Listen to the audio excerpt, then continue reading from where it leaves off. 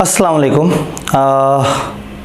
आपको आइडिया है कि थोड़ी डिस्टर्बेंस की वजह से गवर्नमेंट ने नोटिफिकेशन जारी कर दिया। हम लोगों ने तो बीच में कॉलेज एक आध दिन ओपन करने की कोशिश की, फिर पता लगा कि एक आध कॉलेज को उन्होंने सील कर दिया और कॉलेज को सख्ती से नोटिफिकेशन आया कि आप लोगों ने इन दिनों में ओपन नहीं होना। तो उन्होंने इंतज़ामी काम करने से हमें मना नहीं किया, लेकिन पब्लिकली स्टूडेंट्स को गैदर करने से मना किया है, जिसकी वजह से हमें फोर्सफुली छुट्टी पे जाना पड़ा।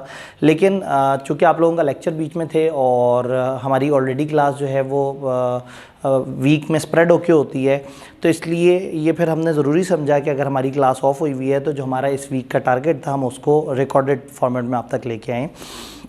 ये चैप्टर ऐसा है जो समहाउ कभी कभी टू वे कम्युनिकेशन मांगता है, some time one way communication मांगता है। तो फिर मैंने कोशिश ये की है कि इसको हम 2-3 हिस्सों में डिवाइड कर दें। एक हिस्सा इसका मैं क्लास में आके, जिस तरह से एक क्लास लेक्चर की आपको आदत है कि वाइट बोर्ड के साथ टीचर खड़ा हुआ है उसको वो कर रहा है, और देन इसमें हमने कुछ 2 मॉडल्स डिस्कस करने हैं। उन 2 मॉडल्स की मैंने एक प्री रिकॉर्डेड वीडियो बना के, जिसमें सेटिंग में बैठ के मैं उस मॉडल को एक्सप्लेन कर रहा हूँ, उसके ऊपर बात की है। तो स्टार्ट हमारा इस लेक्चर से हो। हम लोगों ने इस वीक में 2 लेक्चर लेने थे। एक लेक्चर में हमने एथिक्स पे ओवरऑल बात करनी थी और एक लेक्चर में हमने मॉडल्स पे बात करनी थी। तो इस चैप्टर में हम इस चैप्टर को 3 हिस्सों में डिवाइड कर सकते हैं। What is ethics, what are benefits of ethics, और एथिकल डायलेमा क्या चीज है, एथिकल डायलेमा किससे कहते हैं, इसको एथिकल कन्फ्लिक्ट भी बोलते हैं।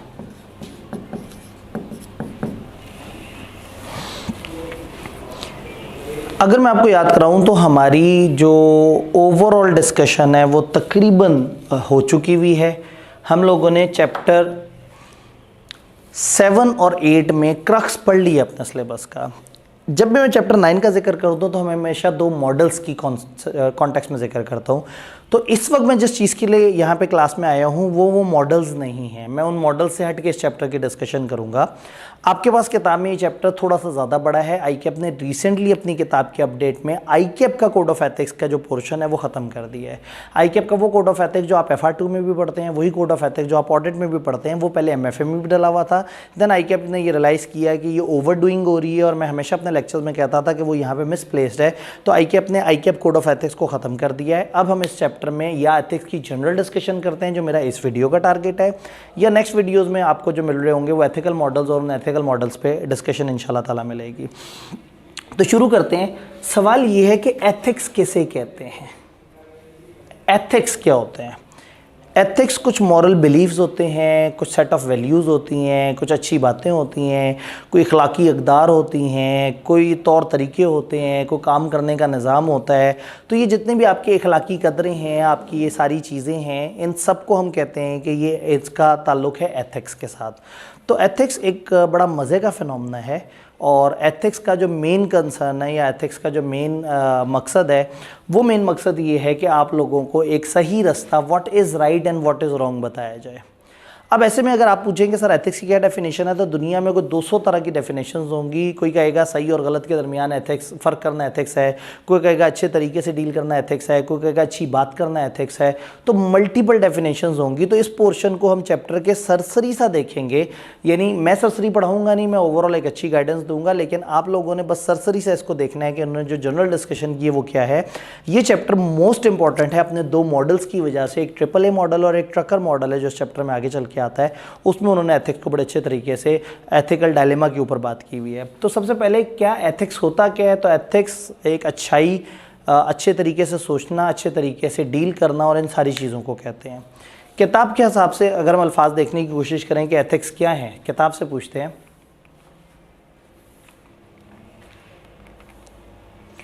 Ethics also called moral philosophy is a branch of philosophy. अब अगेन वही बात है कि अगर मैं आपको सब कुछ हवा में पढ़ाऊँ और आपसे कहूँ किताब पढ़ लीजिएगा, तो आप कहेंगे सर वहाँ तो शायरी लिखी हुई थी। तो मैं ज़रा किताब की इंग्लिश भी आपको दिखा दूँ। अब जब मुझे मौका मिला है कि मैं स्टूडेंट लेस एनवायरनमेंट में आपको बोर्ड पे गाइड करूँ, तो मैं आपको वर्ड बाय वर्ड पढ़ाता हूँ।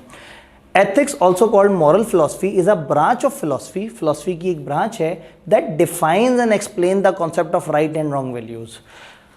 फ़िलॉसफ़ी की, मॉरल फ़िलॉसफ़ी की अखलाकी जो जहनीत है उसकी एक ब्रांच है एथिक्स, जिसमें सही और गलत की तमीज़ बताई जाती है। Good and bad, just and unjust, इन सब के ऊपर बात की जाती है। अब किताब यहाँ पे ना अचानक से कुछ एग्जांपल्स देना शुरू हो गई। फॉर एग्जांपल वो कहते हैं क्या अकाउंटेंट को अपनी कंपनी के एनुअल रिपोर्ट ज़्यादा प्रॉफिटेबल दिखाने के लिए फिगर्स कंसील करनी चाहिए? क्या डॉक्टर को एक मरे हुए बंदे के पेशेंट बगैर इजाज़त के उसके घर वालों के या उसके क्या किसी को डोनेट करने चाहिए? क्या सिगरेट्स मैन्युफैक्चर करना या सेल करना अच्छी बात है ये जानते हुए कि वो गलत चीज़ें हैं? क्या मीडिया कंपनी को उन प्रोडक्ट्स को एडवर्टाइज़ करना चाहिए, कोक पेप्सी वगैरह को, जो उन्हें पता है कि ये हेल्थ के लिए अच्छी नहीं है? क्या लॉयर्स को एक ऐसे बंदे का केस डिफेंड करना चाहिए जब उन्हें पता हो कि वो झूठा बंदा है? तो ये एक बड़ी ना लंबी चौड़ी सी डिबेट है, बड़ी सब्जेक्टिव सी डिबेट है कि सच क्या और झूठ क्या है। तो एथिक्स बेसिकली मॉरल फिलॉसफी एक सोच है, एक स्कूल ऑफ थॉट है, जिसके मुताबिक हमारी ख्वाहिश यही होती है कि हम मॉरल प्रिंसिपल्स पे काम करें, इखलाकी अक़दार पे काम करें और हम कुछ अच्छे काम करें। तो ये बड़ी जेनेरिक सी बातें हैं, समझने के लिए अच्छी हैं लेकिन पढ़ने के लिए अच्छी नहीं है। बस आपने एक दफ़ा स्किम कर लेना है सारे कंटेंट को। उन्होंने कहा एथिक्स एक वास्ट सब्जेक्ट है, एक बड़ा वसी सब्जेक्ट है, उसकी बहुत सारी डेफिनेशन है जिनमें से कुछ सामने हैं। ये भी मैंने किताब में से सेंसर करके कुछ निकाली है, किताब तो बहुत जज्बाती हो गई थी, पता नहीं कहाँ कहाँ से छापा मारा हुआ था। It is a set of moral principle और वैल्यूज़। ये मॉरल प्रिंसिपल और वैल्यूज़ का एक सेट है। ये रिलेटिवली सब्जेक्टिव डेफिनेशन है क्योंकि moral values person to person vary करती हैं। आपकी मॉरल वैल्यू डिफरेंट है, मेरी मॉरल वैल्यू डिफरेंट है।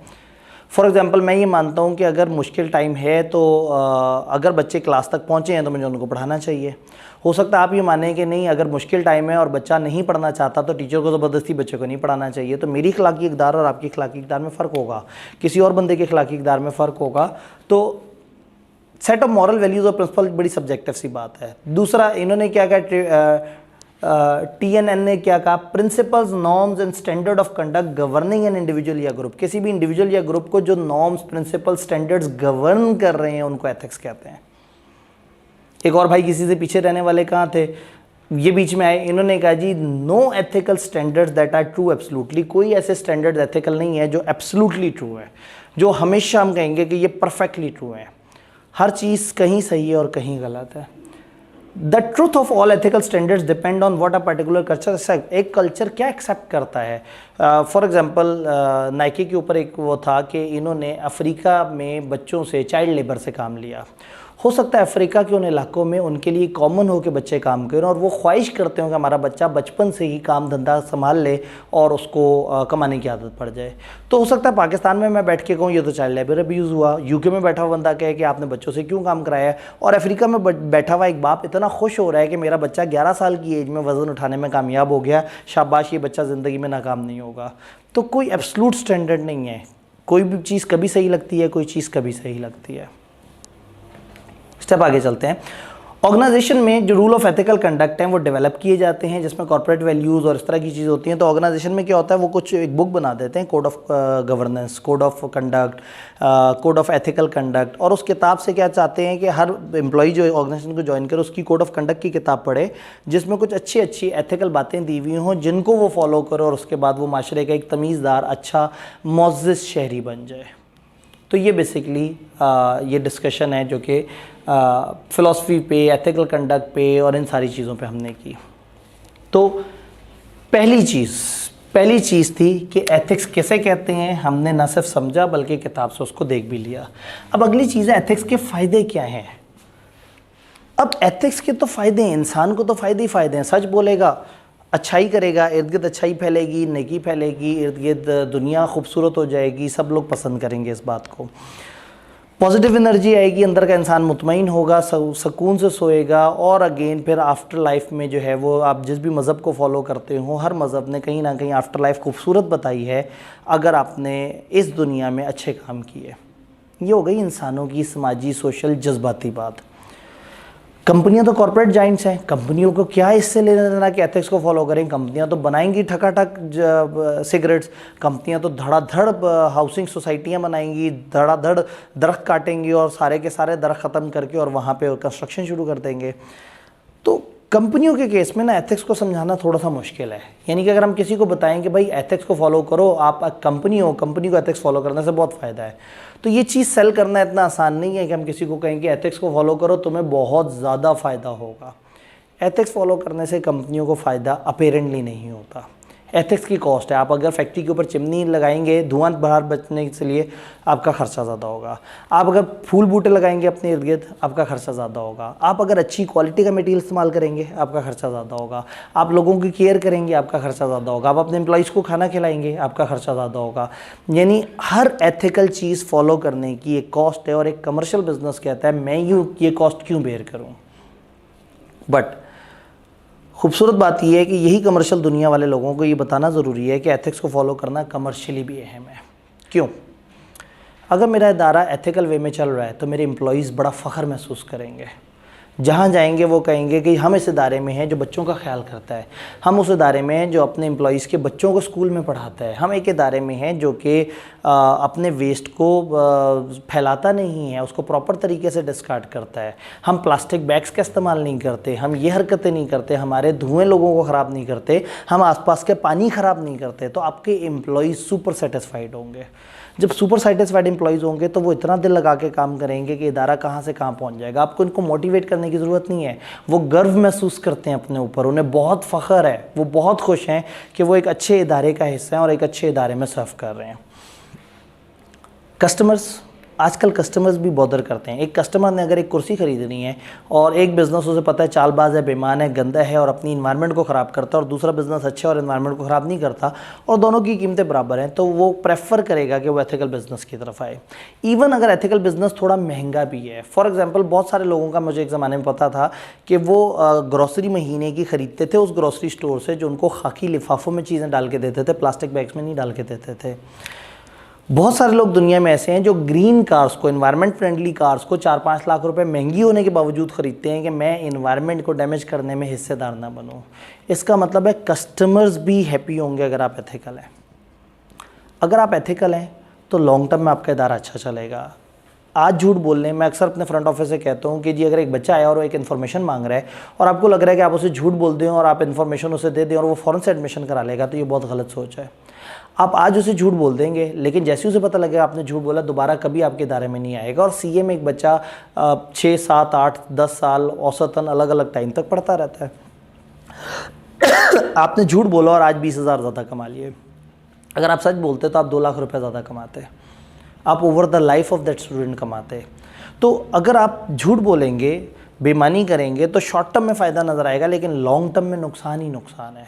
तो अगर एक इदारा लॉन्ग टर्म एथिक्स को फॉलो कर रहा है तो वो बहुत अच्छे तरीके से अपना बिजनेस चलाएगा, बड़े आला लेवल पे चीज़ों को लेके चलेगा और ज़िंदगी खूबसूरत होती चली जाएगी। इन्वेस्टर्स भी ऐसी कंपनी में इन्वेस्ट करेंगे जो एथिकल है, ऐसी कंपनी में इन्वेस्ट करेंगे जिसका पब्लिक इमेज बेहतर है, जिस कंपनी में इन्वेस्ट करने से उनके पैसे के रिटर्न्स बड़े बेहतर हो जाते हैं, तो इन्वेस्टर भी इस कंपनी को प्रेफर करेंगे, सप्लायर भी ऐसी कंपनी को प्रेफर करेंगे, जनरल कम्युनिटी भी ऐसी कंपनी को प्रेफर करेगी, प्रोस्पेक्टिव कस्टमर्स भी बहुत बढ़ेंगे। मैं एक छोटी सी एग्जांपल देता हूँ। हाँ, पीपी प्रेजेंटेशन का एक कोर्स है, मार्केट में बहुत आसान है। लोग क्या करते हैं, लोग पैसे देते हैं कॉलेज को, कॉलेज उनसे कहता है ठीक है आज आप 1-2 एक्टिविटीज़ करें, और उसके बाद उनसे कहता है आप घर बैठें, कोई मसला नहीं, हम आपको सर्टिफिकेट दे देंगे। तो बच्चे कॉलेज को जाके पैसे देते हैं, पैसे में डिस्काउंट मिलता है उन्हें, और उनको ये होता है कि जी हम आपको सर्टिफिकेट दे देंगे। हमने इस चीज़ को एथिकली रिकग्नाइज़ किया कि अगर एक बच्चा प्रेजेंटेशन का कोर्स लेने आया है तो उसकी असल नीड सर्टिफिकेट नहीं है, उसकी नीड है वो स्किल जो उसको बताई जानी है। हम लोगों ने तैयार किया कि हम लोगों ने by any cost, by any mean, चाहे हमें वारा खाए या ना खाए, हमारा खर्चा पूरा हो या ना हो, हमने पैसों में भी मुनासिब सा डिस्काउंट देने हैं, और दूसरा हमने बच्चे को जेन्युइनली कम्युनिकेशन सिखानी है। हुआ ये कि जब हम लोगों ने ये सोचा कि हम लोगों को वाकई कम्युनिकेशन सिखाएंगे, तो बच्चे आज के कहते थे ये पैसे पकड़े बताएं सर्टिफिकेट लेने कब आना है। तो हम कहते थे 1 मिनट भाईजान रुक जाओ, पैसे देने और सर्टिफिकेट लेने के दरमियान में भी एक स्टेप है, जिसका मतलब है आपने ट्रेनिंग हासिल करनी है। हमारा टीचर आपको कम्युनिकेशन सिखाएगा, आपको स्टेज पर बुला के तकरीर करवाएगा, आपका कॉन्फिडेंस बूस्ट करेगा, आपको कम्युनिकेट करने के हवाले से दुनिया की एग्जाम्पल्स देगा और आपके अंदर छोटी छोटी सी स्किल्स पे काम करेगा। तो हम स्किल्स डेवलप करेंगे। बच्चे नाराज़ हो गए, उन्होंने कहा जी क्या बात करते हैं, ऐसे थोड़ी है, पता नहीं आप कौन सी जगह पे बैठे हैं, पैसे दे के सर्टिफिकेट मिल जाता है, हर कॉलेज ऐसे कर रहा है। तो हम कहते हैं भाई आप चले जाओ, हमने एथिकल वे में चलना है। सारे कॉलेज ऐसा नहीं कर रहे हैं एथिकल, कुछ कॉलेज कर रहे होंगे, ज़्यादातर कॉलेज एथिक्स को फॉलो करने की कोशिश करते हैं। मैं जो बताना चाह रहा हूँ वो ये है कि हमने कहा जी हम एथिक्स पे चलेंगे। तकरीबन हमें इस वक्त ICAP की तरफ से इजाज़त मिले मुश्किल से 1.5 महीना हुआ है कि ICAP ने हमें परमिशन दी है कि येस आप PPE करा सकते हैं। और MS ऑफिस करा सकते हैं। हमारे पास मोर देन 500 एडमिशन्स हैं जस्ट बिकॉज के बच्चे एक दूसरे को बता रहे हैं यार वहाँ जाओ, बड़ा ज़बरदस्त तरीके से होता है, सर अदील, सर अजमल ये तो प्रैक्टिकली सिखा रहे हैं, ये तो गाइड कर रहे हैं, ये एक अच्छी कम्युनिकेशन दे रहे हैं। हम बैच शुरू करते हैं और अभी फेसबुक तक हमारी अनाउंसमेंट पहुँची नहीं होती कि हमारा बैच कंप्लीट हुआ होता, अल्हम्दुलिल्लाह। मैं बताना ये चाह रहा था कि if you are ethical, if you think ethically, तो ऐसा नहीं है कि दुनिया आपको रिजेक्ट कर देगी। देयर आर मैनी पीपल जो एथिकल बिजनेसेस को पसंद करते हैं।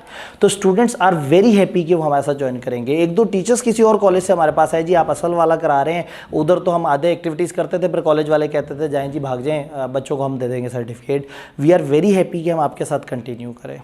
तो सप्लायर खुश है हमसे, कस्टमर खुश है, हमारा दिल खुश है और हमारा इदारा लॉन्ग रन में सच के साथ ज़्यादा बेहतर चल रहा होगा इंशाल्लाह। तो एथिक्स के फ़ायदे ही फ़ायदे हैं। किताब से पूछते हैं, किताब भी तो कुछ बता रही होगी। हाँ जी, वो कहते हैं एथिकल कल्चर की बिजनेस सेंस क्या है, मतलब एथिकल कल्चर में बिजनेस फ़ायदा क्या सोचेंगे आप। वो कहते हैं हाई एथिकल स्टैंडिंग जो है इंक्रीज प्रॉफिट्स और ग्रोथ की तरफ आपको ले जाती है। एम्प्लॉयज़ की जो कमिटमेंट है, एम्प्लॉय ट्रस्ट करते हैं कि कंपनी सबके लिए अच्छा सोच रही है। एम्प्लॉय जो फील करते हैं कि उनका एम्प्लॉयर एथिकल वे में काम नहीं कर रहा, वो नॉर्मली खुद भी कोड ऑफ कंडक्ट तोड़ेंगे। जब उन्हें पता है कि मेरा इदारा बेईमान है तो खुद भी बेईमानी करते हुए उन्हें कोई शर्म नहीं आएगी और वो बेईमानी कर जाएंगे। इन्वेस्टर का कॉन्फिडेंस, इन्वेस्टर मेनली दो फाइनेंशियल फंडामेंटल्स देखते हैं कि पैसे कहाँ ज़्यादा अच्छे मिलेंगे, लेकिन वो ऐसी कंपनी को भी देखते हैं जो कि सिर्फ लार्ज मार्केट साइज ना रखती हो, एथिकल कंपनी भी हो। ऐसा ना हो कि कंपनी में हम पैसा खर्चें, कंपनी की रिप्यूट खराब हो, कंपनी डूब जाए। तो कंपनी एथिकल नहीं होगी तो उसकी डूबने के चांसेस भी बढ़ जाएंगे, उसकी नेगेटिव पब्लिसिटी के भी चांसेस बढ़ जाएंगे। दे अंडरस्टैंड कि ethical culture with in company right foundation provide करता है, कंपनी को अच्छी ग्रोथ मिलती है। एक ऑर्गेनाइजेशन जिसमें एथिकल स्टैंडर्ड नहीं होते उसको बहुत सारे रिस्क होते हैं, bad reputation, loss of customers, profit.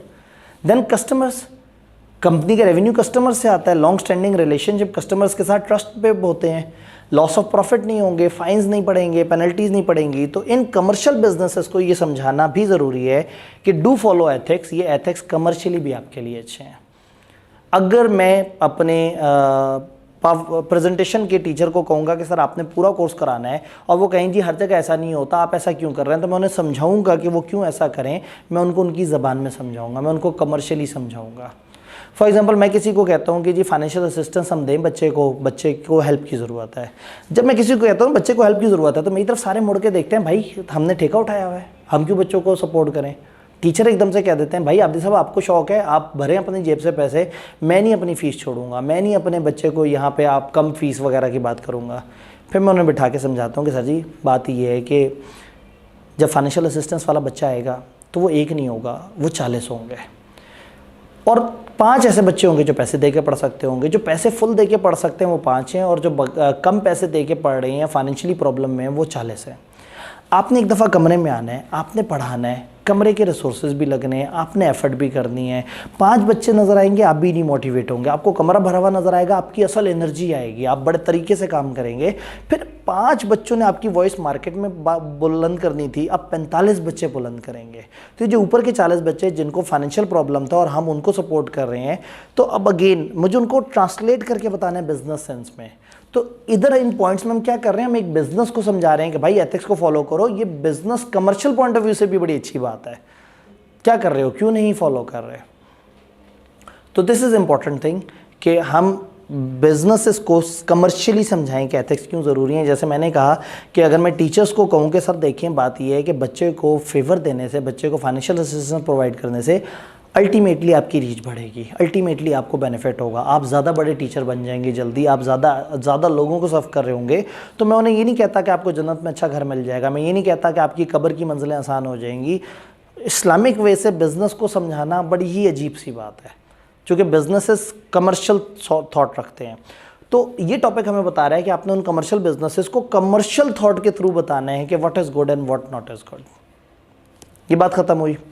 Then आते हैं हम इससे अगले लेवल पे, एथिकल डायलेमा या कन्फ्लिक्ट। एथिक्स अच्छे तो होते हैं लेकिन एक प्रॉब्लम है। एथिक्स अच्छे तो होते हैं लेकिन एक प्रॉब्लम है। प्रॉब्लम ये है कि एथिक्स से टकरा जाते हैं। आप समटाइम ना एक एथिकल डायलेमा में आ जाते हैं। आप एक ऑर्गेनाइजेशन में जॉब कर रहे हैं और आपने वहाँ टैक्स चोरी होते देखा और आप सोच रहे हैं कि मैं अथॉरिटीज़ को खबर दूंगी इन्होंने टैक्स चोरी किया। अथॉरिटीज़ ने आपसे पूछा नहीं है, आपको खुद लगता है कि मुझे अथॉरिटीज़ को बताना चाहिए। जब अथॉरिटीज़ ने आपसे पूछा ही नहीं तो आप क्यों बताना चाहते हैं? इसलिए कि आप पाकिस्तान से मोहब्बत करते हैं और आप चाहते हैं पाकिस्तान के टैक्स चोरों को कैफरे किरदार तक पहुँचाया जाए। बट कानून ने जब तक आपसे पूछा नहीं, आपकी कोई इखलाकी जिम्मेदारी नहीं बनती कि आप उन्हें बताएं। अब एक तरफ कानून ने आपसे पूछा नहीं और एक तरफ आपकी हुब्बुल वतनी जागी हुई है, अब आपस में लड़ रहे हैं। मैं अपनी कंपनी की खुफिया इन्फॉर्मेशन जाके अथॉरिटीज़ को दे दूँ वर्सेस मैं खामोश बैठा रहूँ। तो आप कई दफ़ा एक काम करते हैं वो भी गलत होता है, एक काम नहीं करते वो भी गलत होता है। मेरे ऊपर ये एथिकल कन्फ्लिक्ट आता है। मैं चाहता हूँ कि मेरे बच्चे एक आसान किताब पढ़ें और उनका पेपर जल्दी पास हो, और मैं एक ऑथर हूँ एक ऐसी किताब का जिसमें आसान लैंग्वेज में लिखा हुआ है। जब मैं अपने बच्चों से कहता हूँ मेरी किताब फॉलो करो तो मैं एथिकली इसलिए कहता हूँ कि मैं चाहता हूँ कि उनका फ़ायदा हो, लेकिन समहाउ मेरी किताब वो पढ़ेंगे और अगर मेरी किताब में खुदा ना खास्ता को कमर्शियल फ़ायदा मेरी तरफ आ रहा है तो फिर बच्चे के जहन में आएगा कि लो जी टीचर ने अपना प्रॉफिट बनाने के चक्कर में खामखा अपनी किताब हमें चिपका दी। तो मैं कन्फ्लिक्ट में आ गया हूँ, एथिकल कन्फ्लिक्ट में आ गया हूँ, एथिकल डायलेमा में आ गया हूँ। मैं काम करूँ तो भी गलत है, एक काम ना करूँ तो भी गलत है। नाइके वाले अफ्रीका में बच्चों से काम ले रहे हैं। क्यों काम ले रहे हैं? वो ये मानते हैं कि इन बच्चों में गुर्बत है और ये बच्चे हम इनसे काम नहीं लेंगे तो कोई और इनसे काम लेगा। हम इनको पढ़ा लिखा माहौल देंगे, हम इनको कम आवर्स काम कराएंगे, इनको सोफिस्टिकेटेड इन्वायरमेंट देंगे, इनके ऊपर ज़्यादा लोड नहीं डालेंगे, इनको पैसे देंगे, ये फैमिलीज़ को सपोर्ट करेंगे। कितनी प्यारी बात है। But simultaneously child labour abuse हो रहा है, बच्चों से काम करवाया जा रहा है, एक्सप्लॉइट किया जा रहा है, बच्चे कम पैसे मांगेंगे, आपने कम प्रोडक्शन कॉस्ट में ज़्यादा प्रॉफिट कमा लिया। तो बच्चों से काम कराना एथिकल भी है और उन्हीं बच्चों से काम कराना अनएथिकल भी है। तो सम टाइम एथिक्स आपस में टकरा जाते हैं, एथिकल डायलेमा आ जाता है, आपको समझ नहीं आता कि ये सही है या गलत है। कई दफ़ा फिल्मों में सिचुएशन क्रिएट हो जाती है कि आप जाके एक चीज़ बताएं तो भी सही है और ना बताएं तो भी सही है। तो इस एथिकल डायलेमा का क्या करें? इस एथिकल डायलेमा को किस तरह से लेके चलें? आए किताब से देखते हैं। किताब पहले एथिकल डायलेमा को एक्सप्लेन करेगी। वो कहते हैं normal circumstances there clear distinction between what is right and what is wrong. On the other hand there may be situation जहाँ एक प्रॉब्लम रिक्वायर कर रही है, जहाँ आप सोचें कि क्या क्या हो सकता है। एक बंदा मर गया और उसका गुर्दा और उसकी आंखें और उसकी कुछ ऐसे ऑर्गन्स हैं जो किसी और मरीज़ को दिए जा सकते हैं। जो दूसरा मरीज़ है ना वो अंधा है, जो दूसरा मरीज़ है उसका गुर्दा नहीं है, जो दूसरा मरीज़ है उसको पता नहीं क्या क्या मसले हैं। ये बंदा मर गया, ये मिट्टी में चला जाएगा, चीज़ें गल सड़ जाएंगी, ख़त्म हो जाएंगी। दूसरी तरफ एक ज़िंदा इंसान को ज़िंदगी मिल जाएगी, आंखें मिल जाएगी, रोशनी मिल जाएगी, गुर्दे मिल जाएंगे। तो एक तरफ ये सुन के बड़ा अच्छा लगता है कि आप एक मरे हुए बंदे के ऑर्गन्स निकालें और एक ज़िंदा को लगा दें। दूसरी तरफ एक बंदे की बग़ैर इजाज़त के उसके जिस्म के साथ छेड़छाड़ करना उसके मरने के बाद, या उसके घर वालों की इजाज़त के बगैर उसकी आधी चीज़ें निकाल के किसी को दे देना और बेचारे बाकी बचे हुए टुकड़ों को कब्र में दफना रहे हों, बड़ा अजीब सा हो जाएगा। और अगर इसकी इजाज़त मिल गई तो फिर अक्सर डॉक्टर मरीज़ को घर वालों के हैंड ओवर करते हुए उसको पेट काट कूट के अंदर से 3-4 चीज़ें निकाल लेंगे कि चलो ये हम बेच देंगे, बड़ा फ़ायदा होगा। फंस गए। अच्छाई का सोच रहे हैं लेकिन वो बुराई भी हो रही है। यानी कि आप उसके ऑर्गन्स डोनेट करें तो एथिकली सही भी है और अगर आप ऑर्गन्स डोनेट करें तो एथिकली गलत भी है। तो यहाँ पे फिर ये डायलेमा आ जाता है। वो कहते हैं नॉर्मली तो सही और गलत में तमीज़ होती है, लेकिन ethical dilemma is a situation, dilemma कहते हैं कन्फ्यूजन को, एक ऐसी सिचुएशन है जहाँ पे कन्फ्लिक्ट आ रहा है। एथिकल डायलेमा जब नॉर्म्स और वैल्यूज़ आपस में कन्फ्लिक्ट में हो, अल्टरनेटिव पॉसिबिलिटीज़ हैं, यूँ भी हो सकता है, यूँ भी हो सकता है, ऐसा भी कर सकते हैं, वैसा भी, वो सही भी है, गलत भी है, ये सही भी है, ये गलत भी है। ये अल्टरनेटिव्स एंटायरली राइट और रॉन्ग नहीं होते, समवेयर दरमियान में होते हैं। तो आइडियली आपको क्या करना होता है, सारी पॉसिबिलिटीज़ में से एक ऐसी पॉसिबिलिटी की तरफ जाना होता है जहाँ पे नुकसान तो हो रहा है लेकिन सबसे कम नुकसान हो रहा है। ये यूँ समझे कि वहाँ थोड़ा सा बाकियों से ज़्यादा फ़ायदा है। तो आप इस तरह की ऑप्शन को चूज़ करते हैं। डिसीजन इंडिविजुअल की एक्सेप्टेबिलिटी लेवल पे है, स्टेट ऑफ कन्फ्यूजन में उसने कुछ डिसीजंस लेने होते हैं। तो किताब ने इसको एक्सप्लेन किया, इन्होंने FF ने जो है इसके बारे में जो डेफिनेशन दी, ethical issue is a problem, situation or opportunity that require an individual, group or organisation to choose among several action. ये एक प्रॉब्लम है, सिचुएशन है, ये अपॉर्चुनिटी है, ये एक ऐसा मौका है जो आपको डिफरेंट आउटकम्स में से कोई एक एक्शन चूज करने का मौका देता है, that must be valuated as right और रॉन्ग, एथिकल और अनएथिकल, कि जिसमें आपने कहना है कि क्या सही है और क्या गलत है। ऐसे में किताब हमारे बताती है कि एथिकल इश्यूज़ के ऊपर बहुत सारे मॉडल हैं। आईकेएप के कोड ऑफ एथिक्स ने कुछ गाइडिंग प्रिंसिपल्स दिए हैं एथिकल डिसीजन मेकिंग के लिए। वो आपको बताते हैं कि अगर एथिकल इशू है तो आपने क्या करना है। ऑडिट में या FR2 में आपने कॉन्सेप्चुअल फ्रेमवर्क पढ़ा होगा, जो कहते हैं कि कुछ थ्रेट्स होते हैं, कुछ सिचुएशंस होती हैं, आपने उनको वैल्यूएट करना होता है, फिर देखना होता है कि आप क्या सेफगार्ड्स अप्लाई करके वहाँ से निकल सकते हैं। तो एक कोड ऑफ एथिक्स ने हमें मॉडल बताया जो FR2 और ऑडिट के अंदर कवर होता है। हमारे इस पेपर ने कहा है कि 2 एडिशनल फ्रेमवर्क डिसीजन मेकिंग के हम आपको बताएंगे, AAA यानी अमेरिकन अकाउंटिंग एसोसिएशन का मॉडल और ट्रकर का 5 क्वेश्चन मॉडल। तो अब हमारा लेक्चर यहाँ से जब आगे चलेगा तो अब इन 2 मॉडल्स पर डिस्कशन होगी। मैं एक एग्जांपल पकड़ूंगा, उसी एक एग्जांपल आईकेएप की किताब से एग्जांपल पकड़ी होगी, उस एक एग्जांपल से मैं दोनों मॉडल्स को अलग अलग एक्सप्लेन कर रहा हूँ। किताब में वो एक मॉडल के हवाले से दी हुई है, मैं उसको दो मॉडल्स के हिसाब से करूँगा।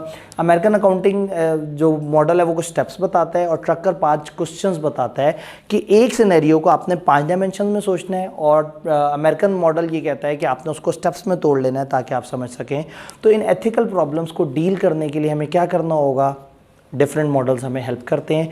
तो इससे अगली वीडियोस में आपको डिफरेंट मॉडल्स में लेंगे। तो चूंकि आपकी एक एक्चुअल फिजिकल क्लास में हुई थी तो मैंने पहला लेक्चर आपको वाइट बोर्ड और इसके साथ दे दिया है। But when we are talking about models तो मेरे एक्सप्रेशन से ज़्यादा स्क्रीन पे लिखी हुई चीज़ें ज़्यादा इंपॉर्टेंट होंगी। तो अब ये दोनों मॉडल्स आपको एक डिफरेंट किस्म की वीडियो में मिलेंगे, जिसमें एक स्लाइड के अंदर मैं बैठा हुआ हूँ, उस मॉडल पर साथ साथ बात कर रहा हूँ, साथ साथ हाईलाइट कर रहा हूँ, और फिर उन वीडियोज़ में से कुछ जगह पर मैं उन मॉडल्स के ऊपर डिस्कशन कर रहा हूँ और एग्जाम्पल्स के ऊपर बात कर रहा हूँ। तो ये लेक्चर हमारा इख्तिताम पजीर होता है। इंशाल्लाह ताला हम उस डिफरेंट तरह के पैटर्न की वीडियो में दोबारा मिलते हैं। होपफुली अल्लाह करे पाकिस्तान में अमन अमान दोबारा से बेहतर तरीके से आए, कोई मसला ना हो। ऑल्दो अभी भी अपेरेंटली सिचुएशन बहुत ज़्यादा ख़राब नहीं है, अल्लाह का शुक्र है, बट गवर्नमेंट चीज़ों को रिस्ट्रिक्ट करके, कंट्रोल करके, सोशल मीडिया को रोक के, यूट्यूब वगैरह को रोक के मज़ीद बदअमनी फैलने से रोकने की चाह रही है। और इसीलिए उन्होंने स्कूल कॉलेजेस वगैरह को भी ऑफ़ कर दिया है कि जी आप इस वक्त जो है वो बच्चों को कोई नुकसान ना पहुँचे। अचानक से एक लोगों का ग्रुप उठे और वो आके तोड़फोड़ करना शुरू कर दे, वो चाहे गवर्नमेंट की तरफ से हो चाहे वो अपोजिशन की तरफ से हो, जो भी हो, नुकसान अमलाक का होना है, लोगों का होना है। तो गवर्नमेंट ने कह दिया है कि जी आप कॉलेज ऑफ़ कर दें। तो ये पूरा वीकेंड तक हमें ऑफ़ करने का कह दिया है, जिसलिए हम मजबूरन आपको रिकॉर्डेड में वीडियोस प्रोवाइड कर रहे हैं। इंशाल्लाह ताला क्लासेस रिज्यूम होंगी तो हम उसी एनर्जी से, उसी पैशन से दोबारा पढ़ना शुरू कर देंगे। अपना बहुत बहुत ख्याल रखिएगा। दोबारा याद करा दूँ, आज जो हमने पढ़ा इसको सरसरी सा देखना है, असल में जो मॉडल्स हैं वो पढ़ने हैं, उनको समझने हैं। और आईकेएप की किताब में बहुत सारी एग्जांपल्स दी हुई हैं, बड़ी कमाल एग्जांपल्स दी हुई हैं, उनको फॉलो करना है। इंशाल्लाह ताला मिलते हैं। अपना ख्याल रखिएगा। अल्लाह हाफ़िज़।